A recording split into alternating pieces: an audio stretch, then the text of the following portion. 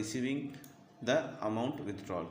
இந்த மாதிரி பார்த்தீங்கன்னாக்கா ஒவ்வொரு பேங்க் ஏற்றுக்க மாதிரி அங்கே வந்து வித்ட்ராவல் ஃபார்ம்னு ஒன்று இருக்கும். அந்த வித்ட்ராவல் ஃபார்ம் வந்து நீங்கள் மறுபடியும் அக்கௌண்ட் நம்பர் எவ்வளோ அமௌண்ட் உங்களுக்கு தேவைப்படுது அது வந்து அது வேர்ட்ஸ்லேயும் எழுதணும், நம்பர்ஸ்லேயும் எழுதணும்.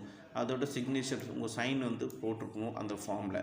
இதெல்லாமே பாஸ்புக்கோடு வச்சு நீங்கள் அந்த அக்கௌண்ட்டை வந்து ஹேண்டில் பண்ணணும். இந்த மாதிரி பண்ணும்போது நீங்கள் அது போய் கவுண்டரில் கொடுக்கும்போது அவங்க பேலன்ஸை செக் பண்ணுவாங்க. அந்த ஸ்டாஃபு செக் பண்ணிட்டு உங்களோட சிக்னேச்சர்லாம் கரெக்டாக மேட்ச் ஆகுதுன்னு பார்ப்பாங்க. அதுக்கப்புறம் பாஸ்புக்கில் என்ட்ரி போடுவாங்க. அதுக்கப்புறம் பார்த்தீங்கன்னாக்கா certain limit, for example 5000 rupees வரைக்கும் உங்களோட லிமிட் இருக்கணும். அது பார்த்திங்கனாக்கா உங்களுக்கு டோக்கன் மாதிரி கொடுப்பாங்க. அந்த டோக்கன் நம்ம வச்சுட்டோம்னாக்கா அவங்க கூப்பிடுவாங்க. இல்லாட்டி டோக்கன் நம்பர் வந்து கம்ப்யூட்டரில் சொல்லும். அந்த டோக்கன் நம்பர் சொன்னோன்னே நம்ம அந்த கேஷ் கவுண்டருக்கு போகணும். அவங்க வந்து நமக்கு கேஷ் கொடுப்பாங்க. நெக்ஸ்ட் ப்ரொசீஜர்னால் செக்கு வச்சு நம்ம பணத்தை எடுக்கிறது. As a account holder you can withdraw cash from your saving banks by making use of cheque also. So cheque வச்சு கூட பண்ணிக்கலாம். இதுதான் செக்கோட ஒரு ஃபார்மேட்.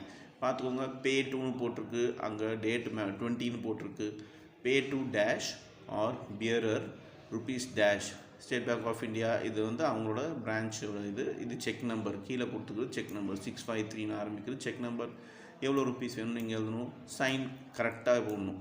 நீங்கள் அக்கௌண்ட் ஆரம்பிக்கும் போது என்ன சைன் போடுறீங்களோ அதே சைன் தான் கடைசி வரைக்கும் ஃபாலோ பண்ணணும். சைன் மிஸ் மேட்ச் ஆச்சுனாக்கா தரமாட்டாங்க. ஸோ இதுதான் specification of check. So check can also be issued for payment to other parties. Just a check issued to another person can be either encashed by him at the bank or deposited in the account in some other bank. Withdrawal by issues of check requires the same procedure to be followed as that for withdrawal by filling in the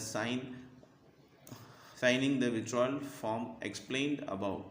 In both cases of amount withdrawal is recorded in the book of bank in the relevant saving bank account. Interest allowed on the balance of the deposit is also recorded in the relevant accounts maintained in the bank in the books of the account of banks.